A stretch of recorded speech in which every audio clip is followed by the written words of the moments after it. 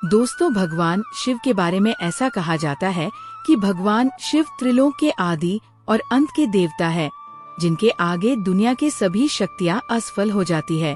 लेकिन क्या आपको मालूम है आखिर भगवान शिव का जन्म कैसे हुआ था? उनकी माता कौन थी और उनके पिता का क्या नाम था? उन्होंने किस से अपनी शिक्षा प्राप्त की थी और किस किस को शिक्षा का दान दिया था? अगर नहीं तो चलिए, क्योंकि इस वीडियो के माध्यम से हम आपके इन्हीं सभी सवालों का जवाब देने वाले हैं, इसलिए प्लीज इसे स्किप किए बिना एंड तक जरूर देखना। दोस्तों, आज सबसे पहले भगवान शिव के जन्म से जुड़ी पहली कहानी यानी शिव पुराण की एक लोकप्रिय कथा के बारे में बताने वाले हैं। शिव पुराण के अनुसार भगवान शिव को स्वयंभू माना जाता है, जिसका मतलब होता है कि भगवान शिव का जन्म स्वयं ही हुआ था। यानी इससे एक बात तो साफ हो जाती है कि ना ही भगवान शिव की कोई माता है और ना ही उनके कोई पिता है। इसी कारण से भगवान शिव पंच तत्वों से भी परे हैं, जिस कारण से इन्हें मृत्यु का भी कोई भय नहीं है और इनकी मृत्यु कभी नहीं हो सकती। अब बात करते हैं विष्णु पुराण में बताई गई भगवान शिव के जन्म से जुड़ी हुई एक और कहानी के बारे में। विष्णु पुराण में बताया गया है कि भगवान विष्णु के माथे से निकलने वाले तेज के कारण भगवान शिव की उत्पत्ति हुई थी और उनके नाभि से निकलते हुए तेज से कमल पर विराजमान ब्रह्मा जी का जन्म हुआ था। मगर दूसरी ओर भगवान विष्णु के जन्म के बारे में शिव पुराण में बताया गया है कि एक बार की बात है जब भगवान शिव अपने घुटने मल रहे थे और उनके घुटनों से निकलने वाले मैल से भगवान श्री विष्णु जी का जन्म हुआ था। विष्णु पुराण और शिव पुराण एक दूसरे से बिल्कुल अलग हैं। इस कथा के अलावा भगवान शिव के जन्म की एक और पौराणिक कथा काफी ज्यादा पॉपुलर है, जिसे शायद आपने बड़े बुजुर्गों से सुना होगा। पर अगर नहीं सुना तो आपकी जानकारी के लिए, एक बार ब्रह्मा और विष्णु इस बात को लेकर बहस कर रहे थे।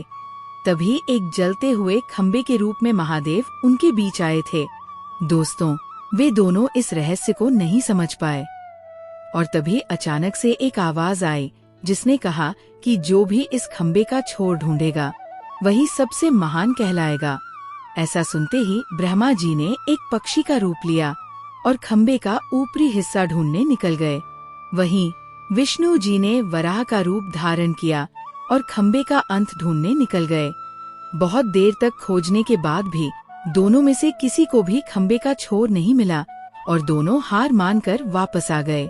इसके बाद भगवान शिव अपने असली रूप में आए और फिर भगवान विष्णु और ब्रह्मा जी ने ये मान लिया कि महादेव ही सबसे महान और शक्तिशाली है। इनसे बड़ी शक्ति इस दुनिया में कोई नहीं है। इसके साथ ही शिव पुराण में बताया गया खम्बा इस बात को दर्शाता है कि ना ही भगवान शिव जन्मे थे और ना ही उनका कोई अंत है। यही कारण है कि भगवान शिव को स्वयंभू कहा जाता है, यानी भगवान शिव का अंत है ही नहीं, वे अमर हैं। अब हम बात करते हैं भगवान शिव से जुड़े एक ऐसे विषय के बारे में जो सबसे ज्यादा प्रसिद्ध है कि क्या भगवान ब्रह्मा भगवान शिव के पिता है। जी हाँ, इनकी ये कहानी लोगों के बीच काफी प्रसिद्ध है। तो आपको बता दें कि आखिर किस प्रकार भगवान शिव ने ब्रह्मा पुत्र के रूप में जन्म लिया था। इसके पीछे विष्णु पुराण की एक पौराणिक कथा है, जिसके अनुसार जब धरती, आकाश, पाताल या कहें पूरा यूनिवर्स जलमग्न यानी पानी में डूबा हुआ था, तब भगवान विष्णु के अलावा कोई भी देव या प्राणी इस संसार में नहीं था। तब केवल विष्णु ही जल सतह पर अपने शेष नाग पर लेटे हुए नजर आ रहे थे। जिसके बाद उनकी नाभि से कमल की डंडी पर ब्रह्मा जी प्रकट हुए और जब भगवान ब्रह्मा और भगवान विष्णु इस यूनिवर्स से संबंधित बातें कर रहे थे, तब भगवान शिव प्रकट हुए। इसके बाद ब्रह्मा ने उन्हें पहचानने से इनकार कर दिया। इस कारण से भगवान शिव रूठ गए और उनके रूठ जाने के कारण भगवान विष्णु ने उन्हें दिव्य दृष्टि प्रदान कर ब्रह्मा जी को भगवान शिव की याद दिलाई। जिसके बाद भगवान ब्रह्मा ने इस सृष्टि की रचना शुरू की। तो उन्हें एक बच्चे की जरूरत पड़ी और तब उन्हें भगवान शिव का आशीर्वाद ध्यान आया, जिसके लिए भगवान ब्रह्मा ने तपस्या की और बालक के रूप में भगवान शिव उनकी गोद में रोते हुए प्रकट हुए। आपको बता दें कि ये भगवान शिव का एकमात्र बाल रूप है, जब भगवान ब्रह्मा ने उनके रोने का कारण पूछा तो उन्होंने बताया कि उनका कोई नाम नहीं है। तब भगवान ब्रह्मा ने भगवान शिव का नाम रुद्र रख दिया, जिसका मतलब होता है रोने वाला। पर इसके बावजूद भी भगवान शिव चुप नहीं हुए, इसलिए ब्रह्मा ने उन्हें दूसरा नाम दिया।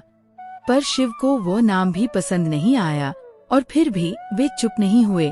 इस तरह शिव को चुप कराने के लिए भगवान ब्रह्मा ने भगवान शिव को 108 नाम दिए थे, जो रुद्र, शर्व, भाव, उग्र, भीम, पशुपति, ईशान और महादेव जैसे नाम थे। और शिव पुराण के अनुसार उनके ये नाम पृथ्वी पर लिखे गए थे। इसके बाद बात आती है श्रीमद् देवी महापुराण की। श्रीमद् देवी महापुराण में भगवान शिव की माता और पिता के बारे में बताया गया है। श्रीमद् देवी महापुराण के अनुसार देखा जाए तो एक बार जब भगवान नारद जी ने अपने पिता भगवान ब्रह्मा जी से पूछा कि आपके माता पिता कौन हैं, तो जो उत्तर मिला वो वाकई चौंका देने वाला था। दरअसल उन्होंने कहा कि देवी दुर्गा और शिव स्वरूप ब्रह्मा के योग से ब्रह्मा, विष्णु और महेश का जन्म हुआ था। यानी प्रकृति का रूप लिए माँ दुर्गा ही हम तीनों की माता है और ब्रह्मा स्वरूप काल सदाशिव हमारे पिता है। इसके साथ ही श्रीमद् देवी महापुराण में भी भगवान विष्णु और भगवान ब्रह्मा के बीच हुए झगड़े की एक कहानी मिलती है। इसके अनुसार एक बार श्री ब्रह्मा जी और विष्णु जी में झगड़ा हुआ और दोनों में बहस छिड़ गई। तब भगवान ब्रह्मा ने कहा कि सृष्टि को मैंने बनाया है और मैं ही प्रजापति हूँ। इसके जवाब में भगवान विष्णु ने कहा कि मैं आपका पिता हूँ, क्योंकि आप मेरी नाभि से निकले हुए कमल से उत्पन्न हुए हैं। धीरे धीरे ये बहस बढ़ती गई। दोस्तों, इसके बाद इन दोनों का झगड़ा सुनकर सदाशिव वहाँ पहुँचे और उन्होंने कहा कि पुत्रों, मैंने ही तुमको इस संसार को बनाने और इसे संभालने के 2 कार्य दिए हैं। इसी प्रकार मैंने शंकर और रुद्र को सहार और तिरोक्ति के कार्य दिए हैं। इसके साथ ही उन्होंने कहा कि मेरे 5 मुख हैं। एक मुख से अकार, दूसरे मुख से उकार, तीसरे मुख से मकार, चौथे मुख से बिंदु और 5वें मुख से नाद यानी शब्द प्रकट हुए हैं। उन्हीं 5 को एक साथ मिलाकर देखा जाए तो एक अक्षर बनता है, जिसे आज हम सभी भगवान शिव के मूल मंत्र के रूप में जानते हैं। इतना कहने के बाद भगवान ब्रह्मा और विष्णु दोनों ही समझ गए कि भगवान शिव से ज्यादा शक्तिशाली इस दुनिया में कुछ भी नहीं है, और दोनों ने भगवान शिव को प्रणाम किया और चले गए। दोस्तों, अब जब आप भगवान शिव के बारे में इतना तो जान ही चुके हैं, तो क्या आपको पता है कि आखिर भगवान शिव ने किससे शिक्षा प्राप्त की थी और उनके गुरु कौन थे? हम जानते हैं, शायद ही इसका उत्तर आप में से किसी को पता होगा। पर जिन्हें नहीं पता, उन्हें बता दें कि भगवान शिव स्वयं इस संसार के गुरु माने जाते हैं। उन्होंने इस संसार में गुरु शिष्य के इस रिश्ते की शुरुआत की थी, जहां भगवान ब्रह्मा ने अपने मानस पुत्रों को ज्ञान प्रदान किया, वहीं भगवान शिव ने भी ब्रह्म ज्ञान का प्रचार किया। साथ ही अगर आपको ये जानकारी पसंद आई हो तो इस वीडियो को लाइक करें और चैनल को सब्सक्राइब करना बिल्कुल न भूलें। धन्यवाद।